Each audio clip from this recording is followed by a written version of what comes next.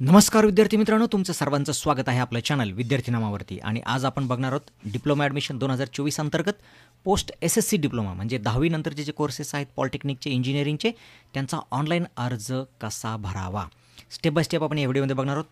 Video मोठा होण्याची शक्यता आहे, परंतु आपण शक्यतो तेवढ्या सगळ्या गोष्टी समजून घेण्याचा प्रयत्न करणार आहोत. तर चला बघूया व्हिडिओमध्ये आपण अर्ज कसा भरायचा आणि त्यासाठी आपल्याला काय तयारी करायला. सगळ्यात आधी आपण बघूया की आपल्याला अर्ज भरताना पहिल्यांदा काय तयारी करायला लागणार आहे. ऐनवेळेस आपण अर्ज भरतोय आणि मग एखादी गोष्ट नसेल तर अगोदरच तयारी करून ठेवा. सगळे जे डॉक्युमेंट आहेत तुमचे ते सगळे स्कॅन करून ठेवायचे. नॅशनॅलिटी असेल, डोमेसाईल असेल, LC असेल, TC असेल, मार्कशीट असेल. ज्यांचे आले नाहीत थोडा वेट करा, येऊ द्या मार्कशीट, तर तुम्हाला अपलोड करायच्या आहेत. त्याच्यामुळे तुम्हाला सगळे डॉक्युमेंट जमा करायचे अगोदर, मग फॉर्म भरायचा आहे. बिलकुल फॉर्म भरताना घाई करायची नाही, भरपूर वेळ आपल्याकडे आहे. त्याच्यानंतर फोटो आणि सही एकत्र करायची, जसं दाखवलं आणि इथं याच्याप्रमाणे तुम्हाला तयार करायचं आहे. आणि हे कसं तयार करायचं हे पण मी त्या व्हिडिओमध्ये थोडक्यात सांगितलेलं आहे. तुम्ही ते ट्रिक आजमावून ते करू शकता. तुम्हाला जर पॉवर पॉईंट येत असेल तर 2 मिनटात तुम्ही ते करू शकता आणि ते तसं करायचं आहे तुम्हाला. त्याच्यानंतर तुमचा ईमेल ID आणि मोबाईल चालू, जो मी ऐनवेळेस कॅफेत गेला आणि मग तुमचाच टाका मोबाईल नंबर येऊ द्या त्याच्यावर OTP, असं करू नका. ऐनवेळेस ॲडमिशनच्या वेळेस आपल्याला प्रॉब्लेम होतो. ॲडमिशन करणे, कॅन्सल करणे, सगळ्या गोष्टी आपल्याला OTPने करायला लागतात. तर हे तुमच्याकडे ठेवा आणि फी भरण्याची तुम्हाला तयारी ठेवा. आता हे चुकीचं झालं माझ्याकडनं लिहिण्यात. फी भरण्याची तयारी तुम्हाला ठेवायची आहे. म्हणजे तुम्ही फोनपेने करणार आहात, UPI IDने करणार आहात की कसं करणार आहात, नेट बँकिंगने करणार आहात, ज्या पद्धतीने तुम्ही करणार आहात ऑनलाईन पेमेंट करायचं आहे त्याची तयारी तुम्हाला ठेवायची आहे. दुसरं सगळ्यात महत्त्वाचं की जो आपला मेन गाभा आहे ह्या फॉर्मचा, ते म्हणजे मेरिट आपल्याला त्याच्यावरती दर्शवायचं आहे. आणि म्हणजेच की 10वीचे मार्क्स आपल्यासाठी महत्त्वाचे आहेत. आणि मग ते कसे भराल तुम्ही, त्याचं आपण थोडक्यात त्याचं क्लॅरिफिकेशन गव्हर्नमेंटने दिलेलं आहे, ते आपण आता बघूया की आपल्याला. तर काही विद्यार्थ्यांच्या मार्कशीट ह्या याप्रमाणे असतील. ज्यांना बेस्ट ऑफ 5 द्यायला सुरुवात झाली, मला वाटतं 2009 किंवा त्याच्या नंतर द्यायला सुरुवात झाली असेल, आता एक्झॅक्टली मला सांगता येणार नाही. परंतु ज्यांना बेस्ट ऑफ 5नी देतात मार्क्स, तर त्या विद्यार्थ्यांचे जे मार्क्स तुम्हाला टक्केवारी दिलेली मार्कशीटवर ती तुमची मेरिट मार्क्स असतील आणि ते कन्सिडर केले जातील. तुम्ही ते टाकायचे आहेत. एव्हाना जे विद्यार्थी आत्ता पासआउट होत आहेत किंवा मागच्या काही वर्ष पासआउट होत आहेत, त्यांनी त्यांचा सीट नंबर टाकल्यानंतर ॲटोमॅटिकली त्यांचे मार्क सिस्टीम फेच करणार आहे, तिथं दाखवणार आहे. तुम्ही फक्त ते व्हेरीफाय करायचे आहेत. ठीक आहे, बाकीचं तुम्हाला काही करायचं नाही आहे. ज्यांचे रिव्हॅल्युएशनमध्ये किंवा ह्याच्यामध्ये मार्क्स वाढतील त्यांनी तसं FCला कळवायचं आहे. नंतर ज्यावेळेस तुमचे मार्क्सशीट येईल त्यावेळेस ते तुमचं ग्रीव्हन्स पिरियडमध्ये होऊन जाईल. ठीक आहे. त्याच्यानंतर जे जुने आहेत, जे 2009च्या अगोदरचे स्टुडंट्स आहेत आणि त्यांची मार्कशीट अशी होती आणि त्यांचे मार्क्स जे आहेत हे 650वर किंवा सगळ्या विषयांचे एकत्रित मार्कांवरती ते मार्क्स होते. आणि ते अशा विद्यार्थ्यांनी काय करायचं, जर असे विद्यार्थी डिप्लोमाला अप्लाय करत असतील तर त्यांनी काय करायचं, त्यांचे सगळे मार्क्स काढायचे आणि मग त्यातले बेस्ट 5 निवडायचे तुम्हाला. म्हणजे ज्या एका विषयाला सगळ्यात कमी मार्क्स होते तो विषय सोडून द्यायचा आहे. आणि मग तुम्हाला जर त्यावेळेस 150 पैकी असेल तर ते 100 पैकी कन्वर्ट करून तुम्हाला टाकायला लागतील. आणि मग तसे तुम्हाला ते मार्क्स कितीपैकी किती पडलेत ह्याचं काढायचं आहे टक्केवारीमध्ये. आणि मग ते तुम्हाला 5 विषयांचेच मार्क एकत्रित काढायचे आणि त्याची सरासरी तुम्हाला तिथं लिहायची आहे जुन्या विद्यार्थ्यांच्या बाबतीत. आता जे विद्यार्थी नापास झाले होते किंवा क्लास इम्प्रूव्हमेंटला बसले आहेत, असे विद्यार्थ्यांचे काही सब्जेक्ट असे असतील की ते मागेच पास आउट झालेले, आत्ता ते आत्ता काही विषय घेऊनच पास झाले असेल. मग अशा विद्यार्थ्यांनी काय करायचं, मागचा सीट नंबर टाकायचा आहे जुना आणि हाताने मार्क्स तिथं भरायचे आहेत तुमचे. जसे मी आपण व्हिडिओमध्ये दाखवणार आहोत त्या पद्धतीनं तुम्ही तुमचे मार्क्स भरायचे आहेत आणि पुढे जायचं आहे, कारण ही स्टेज क्रुशियल आहे आपल्यासाठी. आणि आता आपण जाऊया step by step online application भरण्याकडे. तर विद्यार्थी मित्रांनो, चला आपण सुरू करूया फॉर्म भरण्यासाठी. सगळ्यांनी लक्षात ठेवायचं, हा फॉर्म फक्त, हे पोर्टल, ही वेबसाईट फक्त पोस्ट SSC म्हणजे 10वी नंतरचे जे पॉलिटेक्निकचे, इंजिनिअरिंगचे कोर्सेस आहेत त्याच्यासाठी आहे. डायरेक्ट सेकंड इयर डिप्लोमा किंवा D-Pharmacyसाठीचे जे फॉर्म आहेत ते अजून त्यांचे पोर्टल अजून सुरू झालेले नाहीत. जेव्हा सुरू होतील मी तेव्हा ते तुम्हाला त्याप्रमाणे अलर्ट देत राहील. सध्या फक्त पोस्ट SSC म्हणजे 10वीच्या नंतरचे जे डिप्लोमा कोर्सेस आहेत इंजिनिअरिंगचे त्यांचंच फक्त हे पोर्टल आहे. बाकीची इन्फॉर्मेशन तुम्हाला माहीतच आहे. ह्या पोर्टलची लिंक मी डिस्क्रिप्शनमध्ये देईल, एव्हाना तुम्हाला माहीतही असेल. आता आपण कॉन्सन्ट्रेट करूया आपला जो मेन विषय आहे, कारण व्हिडिओ मोठा होईल. मी प्रत्येक फील्ड समजून सांगण्याचा प्रयत्न करणार आहे. ज्याला जिथं अडचण आहे त्याने थोडासा व्हिडिओ पुढे पळून बघितलं तरी चालेल. चला आपण सुरू करूया फॉर्म भरण्यासाठी. हे पोर्टल आहे तुमचं, इथं तुम्हाला बाकीची इन्फॉर्मेशन मिळेल. इथं ऑनलाईन सिस्टीमच्या नोटिसेस असतील, नोटिफिकेशन इथे येईल, न्यूज इथे येतील, डाउनलोडचं मटेरियल इथं अवेलेबल असेल. बाकीच्या लिंक तुम्हाला माहीतच आहे, इथून तुम्ही न्यू कॅन्डिडेट रजिस्ट्रेशन करू शकता किंवा इथूनही करू शकता, कुठूनही जा तुम्ही करा. एकदा रजिस्ट्रेशन केल्यानंतर मग आपल्याला लॉग इन करायचं आणि आतमध्ये फॉर्म भरायचा आहे. सगळ्यात पहिल्यांदा आपल्याला न्यू कॅन्डिडेट रजिस्ट्रेशन करून आपल्याला रजिस्ट्रेशन करायचं. आता ह्या इन्स्ट्रक्शन्स आहेत त्या वाचून घ्या. सगळ्यात पहिल्यांदा आपल्याला आपलं नाव टाकायचं. नाव हे तुमच्या SSC मार्कशीटप्रमाणेच पाहिजे. इंग्लिशमध्ये पूर्ण फॉर्म भरायचा आहे आणि आपल्याला नाव कसं टाकायचं तर SSC मार्कशीटप्रमाणे नाव टाकायचं आहे. एव्हाना तुमच्या मार्कशीट जरी नसल्या आल्या तरी तुम्हाला माहिती आहे, तुम्ही ऑनलाईन रिझल्ट बघितला आहे, तुम्हाला माहिती आहे की तुमचं कसं नाव आहे तुमचं ते तुम्हाला माहिती आहे. चला आता एक सॅम्पल फॉर्म भरतो मी, त्याच्यामुळे नावही मी सॅम्पलच ठेवणार आहे. चला ठीक आहे, एक सॅम्पल नाव मी घेतलं आहे. त्याच्यानंतर ईमेल ID लक्षात ठेवा, ईमेल ID आणि मोबाईल नंबर हे मात्र आपल्याला द्यायचा आहे. म्हणजे तुम्ही ज्याच्याकडून फॉर्म भरताय त्याचा टाकायचा नाही आहे किंवा तुम्ही एखाद्या कॅफेमधून भरून घेताय तर त्यांचाही द्यायचा नाही. तुमचा मोबाईल नंबर जो चालू आहे, ॲटलिस्ट ॲडमिशन प्रोसेस संपेल इथपर्यंत जो चालू असणार आहे हा तुम्हाला तुमचाच द्यायचा आहे. ईमेल ID नसेल तर तयार करून घ्या आणि तो टाका.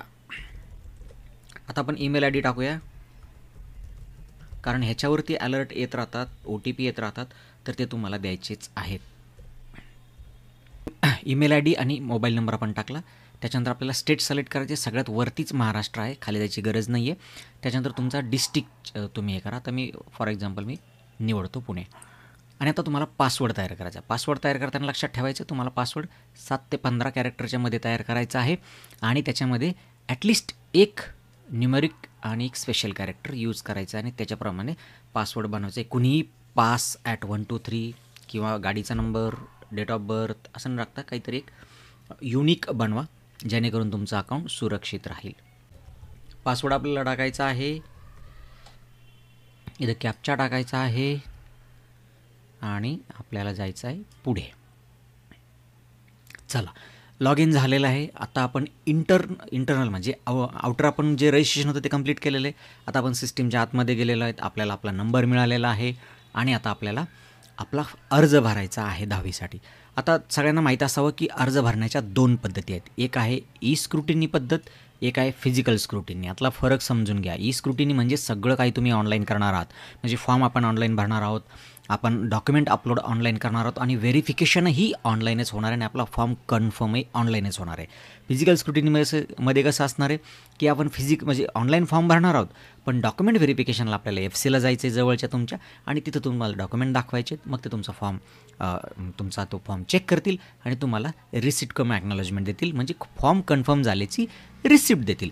तसं ई स्क्रुटिनीमध्ये तुमच्या अकाउंटमध्येच ती जनरेट होईल. बरेचसे विद्यार्थी ई स्क्रुटिनी आणि हा कन्व्हिनियंट वे, हा सोपा मार्ग आहे. आपण घरच्या घरून सगळ्या गोष्टी करू शकतो, कुठे जायची गरज नाही आहे. म्हणून जे विद्यार्थ्यांना अगदी जवळचं असेल FC किंवा बरेच विद्यार्थ्यांचा असं असेल की घरी सोय नाही आहे अर्ज भरायची आणि मग FCवालेही तुम्हाला अर्ज भरण्यास मदत करतील. त्याच्यामुळे तुम्ही तिथं जाऊन अर्ज भरू शकता. काही अडचण नाही, जे विद्यार्थी घरून भरू शकतात ते पूर्ण प्रोसेस त्यांची घरनं करू शकतात. त्याच्यामुळे तुम्हाला जो सोयीचा आहे मार्ग तुम्ही तो निवडा. Physical scrutiny, E scrutiny. लक्षात ठेवा, फिजिकल स्क्रुटिनी मार्ग निवडला तर तुम्हाला FCमध्ये जाऊन काही करेक्शन असेल तर त्याच FCमध्ये जाऊन करायचे आहेत तुम्हाला. हे मात्र लक्षात ठेवा, तुम्हाला FCला व्हिजिट द्यायला जायला लागणार आहे. हे झालं. बाकीच्या ह्या ज्या गोष्टी आहेत ते तुम्ही वाचून घ्या सगळ्या आणि मग बिलकुल घाई करायची नाही आहे. बिलकुल फॉर्म भरताना बिलकुल घाई करायची नाही आहे. आरामात भरायचा, भरपूर वेळ आहे. कुठेही आपल्याला घाई करायची गरज नाही. प्रत्येक गोष्ट वाचून घ्यायची आणि मग पुढचे बटनावर क्लिक करायचं. डायरेक्ट काहीतरी सिलेक्ट केलं, हां दिसतं आहे ई स्क्रुटिनी फिजिकल काहीतरी माहीत नाही आहे तरी पण आपण काहीतरी एक रँडमली सिलेक्ट करायचं. असं करायचं नाही, जाणून घ्यायची माहिती आणि मग सेव्ह आपला एक मोड सेव्ह करायचा आणि मग आपल्याला आता आपण सेव्ह आपला जो मोड आहे म्हणजे आपण चूज केलेला आहे ई स्क्रुटिनी. आता आपण ई स्क्रुटिनी चूज केलं तर आपण आता पुढचा जो फॉर्म भरण्यासाठी जाणार आहोत. तुम्ही हे बदलू शकता, असं काही नाही की लगेच एकदा सिलेक्ट केलं म्हणजे ॲटो सेव्ह होतं, असं काही नाही. जोपर्यंत तुम्ही पेमेंट नाही करत तोपर्यंत तुम्ही आपला जो मोड आहे आपण तो चेंज करू शकतो. इथून अजूनही तुम्हाला चेंज करायचं तुम्ही इथं चेंज करू शकता. परत तुम्ही इथं सिलेक्टला इथं आलात, परत इथून तुम्हाला वाटलं नाही ई स्क्रुटिनी करायचं आहे, अपडेट मोडला जाऊ शकता आणि आपण अपडेट मोड करू शकतो. जे लोक फिजिकल स्क्रुटिनी करणार आहेत त्यांनी अपडेट केला की त्यांना पुढचं असणार आहे की तुम्ही तुमचं डिस्ट्रिक्ट निवडा, त्याच्यानंतर FC निवडा, म्हणजे त्या डिस्ट्रिक्टमधले FC तुम्हाला दिसतील आणि मग तुम्ही तिथं जाऊन तुम्ही कुठंतरी जाऊन तुम्ही फॉर्म भरणार आहात.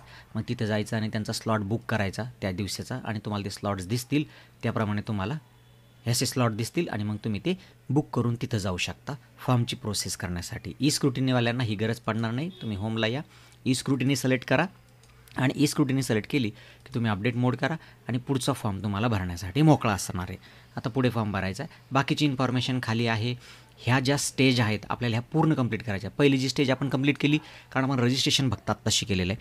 पुढच्या ह्या ज्या पूर्ण स्टेज आहेत आपल्याला भरायच्या आहेत आणि त्या स्टेप बाय स्टेप आपण आता भरणार आहोत. तर चला आपण पुढे फॉर्म भरण्यासाठी इथं क्लिक करायचं आहे आणि आपण पुढे जाणार आहोत. एखाद्या स्टेपमध्ये जर बंद पडलं तुम्ही परत पहिल्यापासून येऊन तुम्ही तुमचा अर्ज भरू शकता. काही प्रॉब्लेम नाही. मल्टिपल वेळेस तुम्ही थांबून भरला तरी चालतो आहे. एकाच दमात एकाच वेळी भरायचा असं काही नाही. तसं टेन्शन घ्यायचं तर सगळ्यात महत्त्वाची पायरी आणि इथे बरेच मुलं अडकतात. तर ही पायरी आहे की तुमचा कॅन्डिडेचर टाईप म्हणजे तुम्ही कोणत्या प्रकारचे स्टुडंट आहात, कोणत्या प्रकारचं ॲडमिशनसाठीची जी पात्रता आहे त्याच्यामध्ये तुम्ही बसतात. म्हणजे तुम्ही महाराष्ट्र स्टुडंट आहात पण त्याच्यामध्ये टाईप ABCDE ह्याच्यापैकी म्हणजे महाराष्ट्र स्टुडंटचे हे टाईप आहेत. टाईप ABCD आणि E ह्याच्यामध्ये नेमका मी कुठे आहे हे तुम्हाला माहिती पाहिजे. नाहीतर काहीतरी सिलेक्ट करून चालणार नाही कारण तुम्ही जसे जसे सिलेक्ट करत जाताल तसे तसे डॉक्युमेंट पुढे चेंज होत जाणार आहेत आपले. तर आपण पटकन समजून घ्या की काय भानगड आहे. तर महाराष्ट्र स्टेट कॅन्डिडेट म्हणजे काय की ज्याचं 10वी किंवा जी क्वालिफिकेशन इलिजिबिलिटीची जी एक्झाम आहे. आता डिप्लोमाला कोणती एक्झाम आपल्याला इलिजिबल आहे तर 10वीची. म्हणजे 10वीचा जो विद्यार्थी आहे किंवा 10वीची जी परीक्षा आपण झालेली ती महाराष्ट्रात तो पास झालेला पाहिजे. मग त्याचं बोर्ड कोणतंही असो, CBSE असो, ICSE असो, केम्ब्रिज असो, म्हणजे कोणतंही असो, फक्त त्याच्या शाळेचं ठिकाण जे आहे तो महाराष्ट्र राज्यातलं पाहिजे. ते विद्यार्थी येणार. टाईप Aमध्ये तुम्ही पासवर्ड टाकला त्याच्यानंतर तुम्हाला जायचं आहे पुढे. ओके म्हणायचं आहे, पुढे जायचं आहे. पहिली स्टेप जी आहे आपण ती पूर्ण केलेली आहे. आता तो पुढे आपल्याला एकदा इथे भरलेली इन्फॉर्मेशन देईल. त्याच्यानंतर आपल्याला तो OTP पाठवेल मोबाईलवरती एक आणि तो OTP आल्यानंतर आपल्याला इथं OTP टाकायचा आहे. OTP आला, OTP टाका. OTP एंटर करूया. त्याच्यामुळे मोबाईल नंबर तुमचा वर्किंग पाहिजे. प्रत्येक ठिकाणी तुम्हाला OTPनंच कन्फर्म करायचं आहे. ऑप्शन फॉर्म तुम्हाला OTPनं कन्फर्म करायचा आहे. त्याच्यामुळे वर्किंग मोबाईल नंबर आपल्याला इथे द्यायचा आहे. हे सगळ्यांनी लक्षात ठेवायचं आहे. इथं आपण सबमिट करूया. परत एकदा कन्फर्मेशन मागेल. कन्फर्मेशन दिलं. आता ही स्क्रीन तुम्ही सेव्ह करून ठेवायची आहे तुमची. हा तुमचा ॲप्लिकेशन नंबर आहे आणि तसं तुम्हाला तुमच्या मोबाईलवरती ईमेलवरती अलर्ट येईल. परंतु हे तुम्हाला सेव्ह करून ठेवायचं आहे. आणि आता तुम्हाला पुढचा फॉर्म भरण्यासाठी तुम्हाला लॉग इनसाठी जायचं आहे. चला आता आपण लॉग इनला जाऊ. इथपर्यंत तुम्हाला समजलं आहे. आत्ता आपण काय केलं सध्या आपलं अकाउंट क्रिएट करून घेतलं आहे. या विंडोला तुम्ही आलात. तुम्ही इथून जरी बाहेर पडल्यानंतर जरी आलात तरी तुम्ही इथून लॉग इन करू शकता. तुमच्याकडे तुमचा ID आहे. त्या IDनं तुम्ही लॉग इन व्हा स्टुडंट. त्याच्यानंतर काय आहे की जो A कंप्लीट करत नाही म्हणजे काय की तो बाहेर झाला आहे. 10वी बाहेर झाली परंतु त्याच्याकडं डोमेसाईल सर्टिफिकेट आहे. तर असं काय होईल म्हणजे त्याच्याकडं त्याच्या आईकडे किंवा त्याच्या वडिलांकडे त्या तिघांपैकी कुणाकडं तरी एकाकडं डोमेसाईल आहे. तर असे काय होईल हे टाईप Bमध्ये येतील. का Bमध्ये आला, Aमध्ये का नाही आला तर 10वी त्याची बाहेर झालेली. ठीक आहे. तर असे विद्यार्थी Bमध्ये येतील. Cमध्ये काय येतील की ज्यांचे गव्हर्नमेंट ऑफ इंडियाचे त्याचे आई किंवा वडील जे नोकरी करतात गव्हर्नमेंट ऑफ इंडियामध्ये आणि त्यांचे जे पाल्ले आहेत त्यांच्याकडे जर हे डॉक्युमेंट नसेल म्हणजे बाहेर तो 10वी झाला आईवडील बाहेर असल्यामुळे आणि मग तो आता महाराष्ट्रात आला तर असे विद्यार्थी Cमध्ये येतील. त्यांचे आईवडील गव्हर्नमेंट ऑफ इंडियाचे एम्प्लॉय आहेत किंवा बाहेरून पोस्टिंग होऊन महाराष्ट्रामध्ये आले तर सेंट्रल गव्हर्नमेंटचा एम्प्लॉय आणि त्यांची पाल्ले आहेत तर ते टाईप Cमध्ये येतील. Dमध्ये महाराष्ट्र राज्याचे जे कर्मचारी आहेत त्यांचे जे पाल्ले आहेत ज्यांचं 10वी बाहेर झालं आहे आणि ज्यांच्याकडे डोमेसाईल पण नाही आहे किंवा स्वतःचं डोमेसाईल नाही 10वी बाहेर झाले आहेत तर असे ज्यांच्या आईवडील जे गव्हर्नमेंट सर्वंट आहेत महाराष्ट्र शासनाचे ते Dमध्ये येतील. महाराष्ट्र शासनाचे गव्हर्नमेंटचे बहुतेक मुलं हे टाईप ABमध्ये बसतातच. ह्याच्यामध्ये काही विशेष सवलत नाही आहे. त्याच्यामुळे असा विचार करू नका माझे वडील गव्हर्नमेंट सर्वंट होते मग टाईप Dमधून काही वेगळ्या जागा असतील. नाही, ह्या सगळ्यांना जागा सारख्याच आहेत. ABCDE यांना सगळ्यांना जागा सारख्याच आहेत. फक्त डॉक्युमेंट आणि तुमचा होम डिस्ट्रिक्ट जो आहे तो तुमच्या या प्रकारावरती अवलंबून असतो म्हणून हे प्रकार पाडलेले आहेत.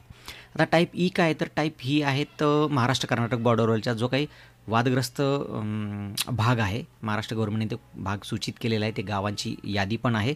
तिथले जे विद्यार्थी आहेत आणि ज्यांची मराठी ही मातृभाषा आहेत असे विद्यार्थी या Eमध्ये येतील. हे फार थोडे स्टुडंट असतील, मॅक्झिमम स्टुडंट आपले प्रकार टाईप एमध्ये असतील, कारण ते डोमेसाईल महाराष्ट्र आणि त्यांचं 10वी महाराष्ट्रात झालेलं असेल. बहुतेक स्टुडंट टाईप एमध्ये येतील, ज्यांच्याकडं डोमेसाईल नाही आहे, डोमेसाईल आहे, ज्यांची 10वी किंवा 12वी बाहेर झालेले आहे असे विद्यार्थी येतील टाईप बीमध्ये.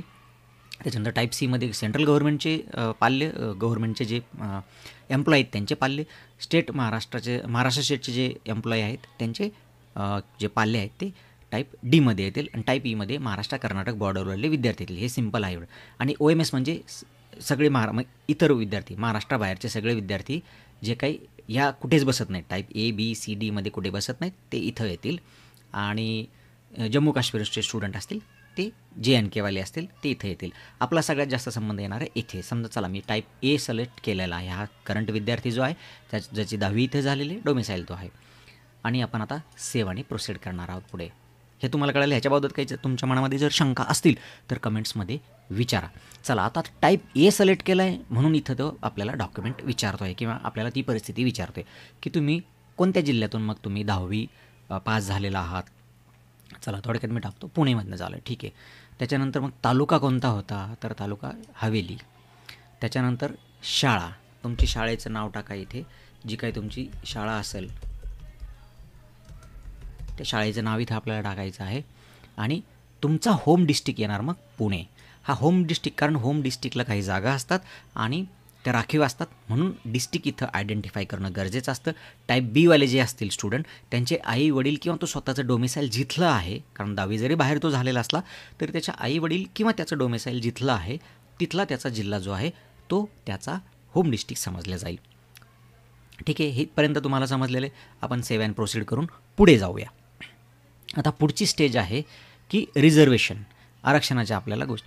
आता तुम्ही इथं प्रत्येक गोष्ट तुम्हाला ज्या ठिकाणी तुम्ही ज्या गोष्टीसाठी आपण ॲप्लिकेबल आहोत, इलिजिबल आहोत, आपल्याकडे डॉक्युमेंट आहेत त्या गोष्टीवर आपल्याला इथं क्लेम करायचं आहे. आता तुम्ही कोणत्या याच्या कॅटेगरीमध्ये आलं, सर्वसाधारण की रिझर्वड. सर्वसाधारणवाले म्हणजे ओपनवाले जनरल हे करतील, त्यांच्यासाठी जनरल तुम्ही सिलेक्ट केलं की EWSचं ऑप्शन ओपन होईल. तुम्ही रिझर्व सिलेक्ट केलं की तुम्हाला तुमची इथं जात निवडायला येईल, इथं प्रवर्ग निवडायला येईल, मग खाली जात. इथं तुम्ही आता जे मराठा विद्यार्थी असतील ते SCBC चूज करतील, त्यांना जनरल म्हणता येणार नाही, ऑब्वियसली त्यांना EWS पण मिळणार नाही. रिझर्वमध्ये जाणार, SCBC म्हणणार.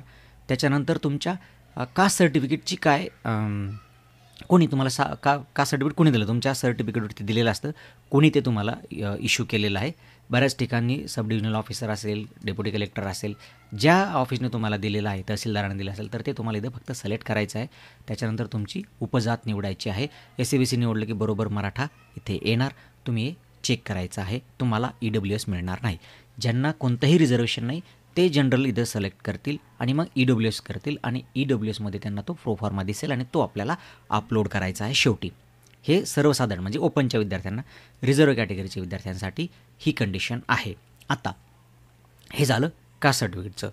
तसंच पुढे आपल्याला इथं तो नॉन क्रिमिनलबाबतसुद्धा आपल्याला अवगत केलं जाणार आहे. आता आपण इथं कास्ट निवडली. चला खालचा सेक्शन येतो आहे आता आपल्याला.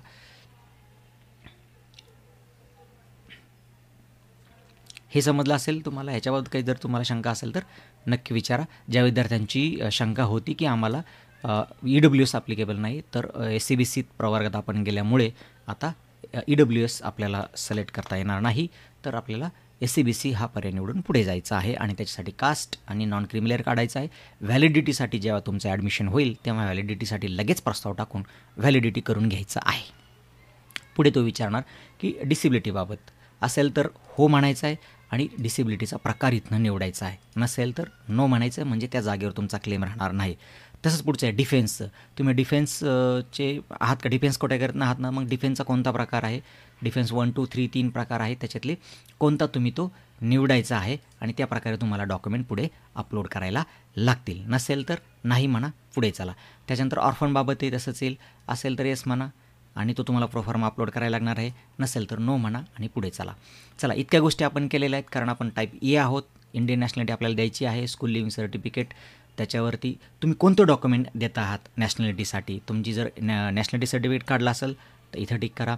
तुमच्या स्कूल लिव्हिंग सर्टिफिकेट तुम्ही काढलं असेल, बऱ्याच विद्यार्थ्यांचं अजून आलेलं नसेल, तर तुमच्या स्कूल लिव्हिंग सर्टिफिकेट मागचं रेफर करणार नाही, फक्त 10वीच्या शाळा सोडल्याचा जो दाखला आहे त्याच्यावरती तुमचं इंडियन पाहिजे. तुम्ही जर हे नॅशनॅलिटी काढलं नसेल तर, बहुतेक विद्यार्थ्यांनी काढलं असेल ते सिलेक्ट करा. तेही नसेल म्हणजे इंडियन नॅशनॅलिटीसाठी एकतर तुम्ही नॅशनॅलिटी डोमेसाईल सर्टिफिकेट एकत्र किंवा मग नॅशनॅलिटी वेगळं डोमेसाईल वेगळं असं जे काढलेलं आहे ते चालतं, ते तुम्ही एकतर सिलेक्ट करा. त्याच्यानंतर तुमच्या 10वीच्या दाखल्यावरती तरी तुमचं इंडियन पाहिजे, नाहीतर तुमच्याकडे इंडियन पासपोर्ट तरी पाहिजे. काहीच नसेल तर तुमच्याकडं बर्थ सर्टिफिकेट जे महाराष्ट्रामध्ये इंडियामध्ये ज्याची बर्थ झाली असं सर्टिफिकेट तुमच्याकडे पाहिजे. बर्थ इंडियामध्ये झालेलं पाहिजे म्हणजे नॅशनॅलिटी तुमची इथं प्रूफ होते. बऱ्याच विद्यार्थ्यांकडे हे सर्टिफिकेट असणार आहे. तुम्ही सेव्ह आणि प्रोसीड करून पुढे चालायचं आहे. चला पुढे येऊ. आता पुढच्या सेक्शन जो आहे तो आहे क्वालिफिकेशनचा सेक्शन. आपला क्वालिफिकेशनच्या सेक्शनमध्ये काय आहे की आपल्याला क्वालिफिकेशन निवडायचं आहे. तुमचं बोर्ड तुम्ही सिलेक्ट करा. ज्या बोर्डातून तुम्ही पास झाला ते बोर्ड तुम्ही इथं सिलेक्ट करा. आता इथं सूचना आहेत त्या सगळ्या वाचून घ्या, कारण इथं बऱ्याच विद्यार्थ्यांचा घोळ होऊ शकतो. तुम्हाला जे 5 विषयांचे गुण दिलेले आहेत ते तुम्ही जर आत्ता पासआउट झालं तर ॲटोमॅटिकली इथं फेच केले जातील. त्याचा योद्धा झाला त्याच्यावरती तुमचं अवलंबून आहे. तुम्ही रिव्हॅल्युशनमध्ये झालात का रेग्युलरमध्ये झालात. रिव्हॅल्युशनमध्ये झाला असाल तर तुम्ही सिलेक्ट करा. रेग्युलरमध्ये तुम्ही सिलेक्ट करा 24. इयर सिलेक्ट करायचे. जे जुने विद्यार्थी असतील त्यांच्याप्रमाणे करतील. अगदी 70पासून आहे. जे विद्यार्थी जुने आहेत त्यांनाही सिलेक्ट करायला काही अडचण येणार नाही. फक्त त्यांचे मार्क फेच होणार नाही, तुम्हाला ते हातानं टाकायला लागतील. आणि जे विद्यार्थी आत्ता पास झालेले आहेत त्यांचं मात्र मार्कशीट त्यांचे जे मार्क्स आहेत ते ॲटोमॅटिकली इथे येतील. आणि समजा सीट नंबर टाकायचा आहे.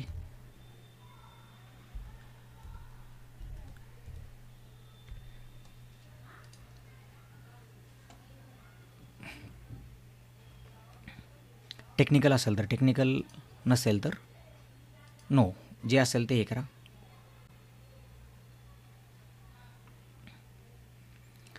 जर जे 12वी झाले असतील, 12वी जर पास झाला असेल तुम्ही तर इथं 12वी सिलेक्ट करा.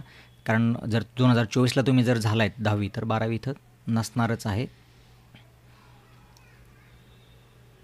नॉट ॲप्लिकेबल इथं सिलेक्ट करायचं आहे. ITIची परिस्थिती पण नो सिलेक्ट करायची आहे.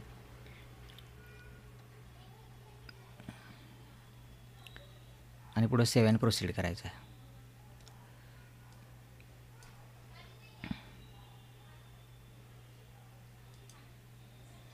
कारण मी इथं काय केलं की नाव चुकीचं झाल्यामुळे तुमचे मार्क तो मात्र फेच करेल. चला महाराष्ट्र बोर्ड सिलेक्ट करूया. इयर मी जुनं टाकतो म्हणजे काय होईल, मला एंट्री करायला मिळेल. हां, जे जुने विद्यार्थी आहेत त्यांना ऑटोमॅटिक, जे नवीन विद्यार्थी आहेत तुमचा डेटा मॅच झाला. हा डमी नाव असल्यामुळे इथं आपला डेटा आला नाही, तुमचा डेटा येऊन जाईल. जुनं मी टाकलेलं आहे त्याच्यामुळे काय होते इथं तो मार्क टाकायला देतो. इथं मार्क तुमचे व्यवस्थित भरायचे आहेत, जे टाकून घ्यायचे मार्क्स.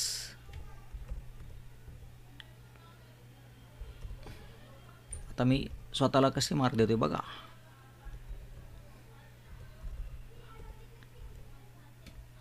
आणि ॲग्रिगेट टाका तुमचे जे असतील ते.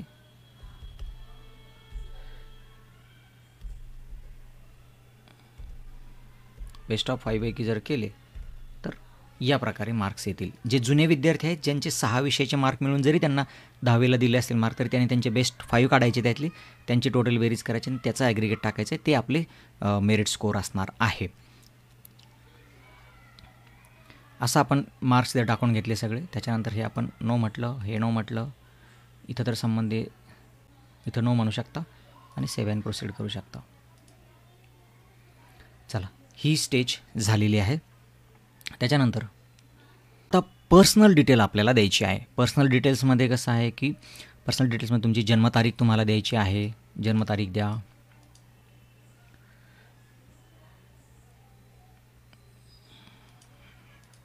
त्याच्यानंतर जेंडर इथं सिलेक्ट करा. उत्पन्न सिलेक्ट करा. उत्पन्नावर डिपेंड आहे. तुम्ही उत्पन्न जे डिक्लेअर कराल त्याच्यानुसार TFW सारखे ऑप्शन्स तुम्हाला खोलत चालतील. तुम्ही जर इन्कम ज्याप्रमाणे तुम्ही सिलेक्ट करताय त्याप्रमाणे तुमचे इन्कमचे TFWS किंवा बाकीचे जे ऑप्शन्स आहेत ते खुलत जातील. तुम्ही इथं रिलिजन सिलेक्ट करा. त्याच्यानुसार तुम्हाला मायनॉरिटीचे ऑप्शन खुलत जातील. जर तुम्ही सिख सिलेक्ट केलं तर मायनॉरिटीच्या योजना तुम्हाला पुढं दिसतात. हे बघा, जर इन्कम जास्त केलं तर TFWS गेलं बघा. इथं TFWS होतं, इन्कम माझं 8 लाखाच्या आत आहे, TFWS मला दाखवते. इन्कम माझं जास्त आहे, मला TFWS दाखवणार नाही. म्हणजे इन्कमवरती ह्या गोष्टी तुम्हाला पुढे रिफ्लेक्ट होत चालतात.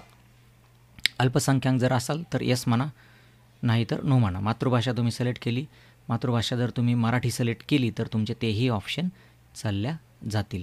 ठीक आहे, गेले की आपण धर्म हिंदू आणि मातृभाषा मराठी, त्याच्यामुळे आपण ना लिंग्विस्टिक मायनॉरिटीमध्ये ना धार्मिक मायनॉरिटीमध्ये, त्याच्यामुळे मायनॉरिटीचे ऑप्शन आपल्यासाठी क्लोज झाले. तुम्ही भाषेत वेगळी जर धरली, ज्याची वेगळी भाषा असेल मातृभाषा सोडून, तर त्याला हे ऑप्शन्स ओपन राहतात. म्हणजे आपल्या सिलेक्शनप्रमाणे आपल्याला ऑप्शन्स पुढे अवेलेबल होत जातात. चला, मायनॉरिटीचं आपण इथे सोडवलेलं आहे. मायनॉरिटीच्या वेगवेगळे कॉलेजेस असतात मायनॉरिटीसाठी, तिथे त्यांना जागा असतात, त्याच्यासाठी त्यांचा फायदा तिथे त्यांना होतो.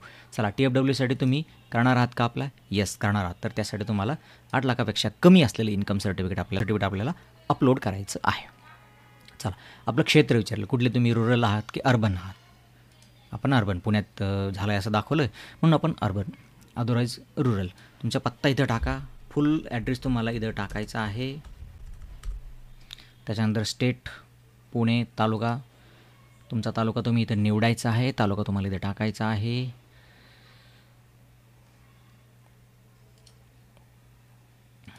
गाव, पिनकोड, ह्या पूर्ण टाकून झाल्यानंतर तुम्हाला इथं हा दिला तर ठीक आहे, काही अडचण नाही. इथं नाही दिला तरी चालतो आहे. दूरध्वनी क्रमांक आणि मोबाईल नंबर आपला ऑलरेडी आहे लिस्टेड. इथं सेव्ह करायचं आहे आणि पुढे जायचं आहे. पर्सनल इन्फॉर्मेशन आपली भरून झालेली आहे.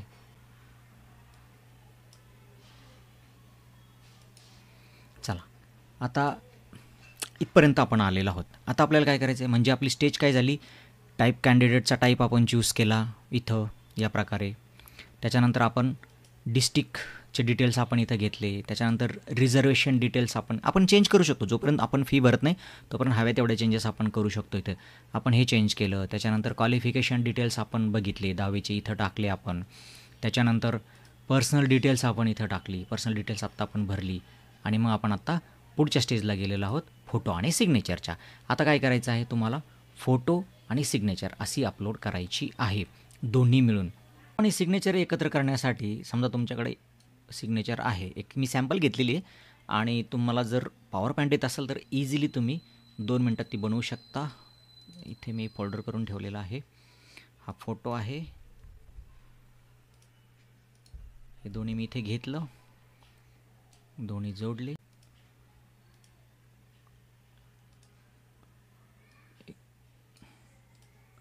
दोघांचा ग्रुप बनवला, याला सेव्ह केलं.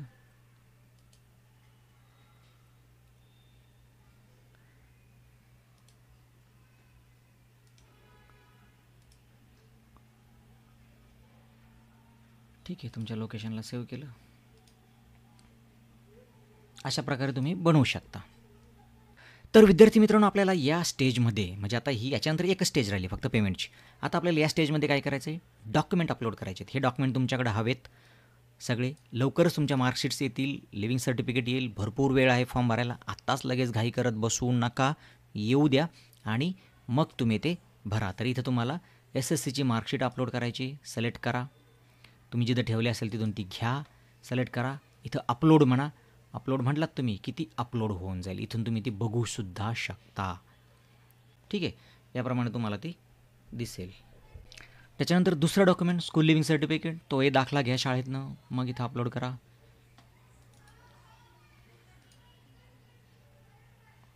त्याच्यानंतर नॅशनॅलिटी, मी आता सॅम्पल अपलोड करतो आहे, इथं अपलोड म्हणायचं, मग तो डॉक्युमेंट अपलोड होईल. त्याच पद्धतीनं कास्ट सर्टिफिकेट तुम्ही अपलोड करा. त्याच्यानंतर तुमचं पुढचं डॉक्युमेंट, जसे जसे तुम्ही पर्याय निवडलेले आहेत, जसे जसे तुम्ही सिलेक्ट केले आहेत आपले स्टेटस, त्याच्याप्रमाणे आपल्याला डॉक्युमेंट लागतील. कॅटेगरी सिलेक्ट केली म्हणून आपल्याला आता कास्ट आणि नॉन क्रिमिनल लागणार आहे. लक्षात असू द्या, सगळ्या कॅटेगरीच्या विद्यार्थ्यांनी तुम्हाला ॲडमिशन झाल्यानंतर 1 महिन्याच्या आत व्हॅलिडिटीसाठी अप्लाय करायचं आहे. TFWSला मी येस म्हटल्यामुळे मला इथं 8 लाखापर्यंतचं इन्कम सर्टिफिकेट आपल्याला अपलोड इथं करायचं आहे. इथून तुम्ही बघू शकता. तुम्हाला जर वाटलं एखादं डॉक्युमेंट चुकीचं अपलोड करायला गेलं, इथून तुम्ही ते डिलीट करू शकता. ठीक आहे, इथून डिलीट झालं डिलीट. पुन्हा तुम्ही ते सिलेक्ट करून अपलोड करू शकता करेक्ट डॉक्युमेंट. ठीक आहे, याला अपलोड म्हणा, अपलोड होऊन जाईल. तुम्ही जोपर्यंत पेमेंट करत नाहीत तोपर्यंत तुम्ही सगळ्या गोष्टी अपडेट करू शकता. समजा एखाद्या विद्यार्थ्याचं जर पेमेंट नंतरही काही जर झालं तर तुम्ही तसं ग्रीव्हन्स टाकू शकता किंवा जे फिजिकल स्क्रुटिनी जातील ते याच्यानंतर तुम्हाला प्रोव्हिजनल मेरिट लिस्टनंतर एक ग्रीव्हन्स पिरियड असतो, त्या पिरियडमध्ये तुम्ही ते चेंजेस करू शकाल. तर हे पूर्ण झाल्यानंतर एकदा चेक करून घ्या आणि मग तुम्ही सबमिट कराल. सबमिटला येस म्हटलं की तो जाणार पेमेंटला. पेमेंट करायचं आहे 300 रुपयाचं, कारण मी SABC कॅटेगरीचा आहे. तर हे आता पेमेंटची मेथड आपल्याला पुढे जायचं आहे. इथून तुम्ही पे नावला म्हटलात की तो पेमेंटच्या गेटवेला जाईल या प्रकारे. त्याच्यानंतर तुम्ही फोनपेने, UPIने, कार्डने, नेट बँकिंगने, वॅलेटने तुम्ही ह्या सगळ्या प्रकारे पेमेंट करू शकता. तुम्ही इथं QR कोड जरी म्हटलात त्याला, शो QR कोड, या प्रकारे तो QR कोड दाखवेल. 5 रुपयाचं जे काय त्यांचे चार्ज असेल ते लावतील. हा स्कॅन करायचा. हा स्कॅन केला की पेमेंट कंप्लीट झालं की तुम्हाला तो इथं तुमचं पेमेंटचे डिटेल्स तो जनरेट करेल. आणि पेमेंटचे डिटेल जनरेट झाल्यानंतर मगच तुम्हाला फॉर्मची प्रिंट काढता येईल. आणि मग तुम्ही ज्यावेळेस तुमच्या होमला जाल इथे, त्यावेळेस तुम्हाला इथे दिसेल की तुम्ही सगळ्या कंप्लीट केल्या आहेत. तुमचा फॉर्म कंप्लीट झालेला आहे तुमचा. आणि स्टेटस तुम्हाला इथे कळत राहतील की काय स्टेटस आहे तुमचा. अर्ज त्यांनी स्क्रुटिनीसाठी घेतला आहे का, अर्ज घेतल्यानंतर त्याचा काय स्टेटस आहे. त्याच्यानंतर तुमच्या जर काही पुढे त्याच्यात त्रुटी असतील तर त्रुटी तुम्हाला इथं ऑनलाईनच कळतील की काय त्रुटी आहेत. त्याच्यानंतर तुम्हाला परत फॉर्म ओपन करून देतील. परत तुम्हाला हे सगळ्या स्टेप भरता येतील. त्याच्यामध्ये तुमचं जर काही चुकलं असेल, समजा डॉक्युमेंट नाही आहे माझ्याकडे, पण मी आता TFWS केलं, पण मी जे चुकीचं अपलोड केलेलं आहे आणि मला आता TFWS नको आहे, तर ते रिओपन करतील तुमचा फॉर्म. तुम्ही परत जायचं आहे ह्याच्यामध्ये पर्सनल डिटेल्समध्ये. त्याच्यानंतर परत तुम्ही जायचं आहे आणि इथं आपल्याला TFWSसाठी नको आहे, नो करायचं आहे. म्हणजे तुमचं डॉक्युमेंट जे आहे ते पुढचं ते निघून जाईल आणि मग तुमचा अर्ज पुन्हा तो स्क्रुटिनीला जाईल. आणि स्क्रुटिनीला गेल्यानंतर मग तो तुमचा पुन्हा अर्ज तुम्हाला कळेल की आपला अर्ज हे बघा. आता TFWS इथून इन्कम सर्टिफिकेट मला विचारत नाही आहे, मी सबमिट करणार परत. आणि अशा पद्धतीने मी माझा फॉर्म परत तो व्यवस्थित करणार. ह्याच्यानंतर पेमेंटची जी स्क्रीन झाल्यानंतर तुम्हाला फक्त प्रिंटला एक स्क्रीन येणार आहे आणि मग तुम्ही स्टेटस बघत असणार. जे फिजिकल स्क्रुटिनीवाले ते प्रिंट काढणार, प्रिंट घेणार, ओरिजिनल डॉक्युमेंट घेणार आणि FCला जाणार. आणि जे स्क्रुटिनीवाले स्टुडंट्स आहेत ते ऑनलाईन चेक करत राहणार आपल्या अर्जाची काय स्थिती. त्यांना ऑनलाईनच कळत राहणार की तुमचा अर्ज स्क्रुटिनीला घेतला आहे, स्क्रुटिनाइज झाला आहे. स्क्रुटिनाइज झाला ते हिरव्या लाईनमध्ये तुम्हाला तो दाखवणार की स्क्रुटिनाइज झाला आहे म्हणून. काही अर्ज प्रॉब्लेम असेल तर तुम्हाला इथं मेनूमध्येच इथंच दिसेल तुम्हाला की प्रॉब्लेम तुमचा झालेला आहे आणि FCनं हा रिमार्क तुम्हाला मारलेला आहे. आणि मग त्या रिमार्कच्या अगेन्स्ट तुम्हाला तिथं परत तो फॉर्म एडिट करायचा आहे आणि तो रिसबमिट करायचा आहे. परत त्याचं स्टेटस बघायचं आहे. इथं रिसिप्ट कम ॲक्नॉलेजमेंट जनरेट होईल आणि मग ती जनरेट झाल्यानंतरच आपल्याला पुढची प्रोसेस करता येते. तर विद्यार्थी मित्रांनो, आपण बघितलं की online step by step form कसा भरायचा आहे. ह्याच्यामध्ये जर तुम्हाला काही अडचण असेल, काही प्रश्न असतील तर कमेंट्स बॉक्समध्ये विचारा. नक्कीच आपण प्रयत्न करूया त्यांची उत्तरं देण्याचे. आणि जशी जशी ॲडमिशन प्रोसेस सुरू होईल पुढे, म्हणजे डायरेक्ट सेकंड इयरची सुरू होईल, फार्मसीची सुरू होईल, त्यांचेही व्हिडिओ आपण या प्रकारे टाकत जाणार आहोत. भेटू पुन्हा नवीन व्हिडिओमध्ये. तोपर्यंत नमस्कार.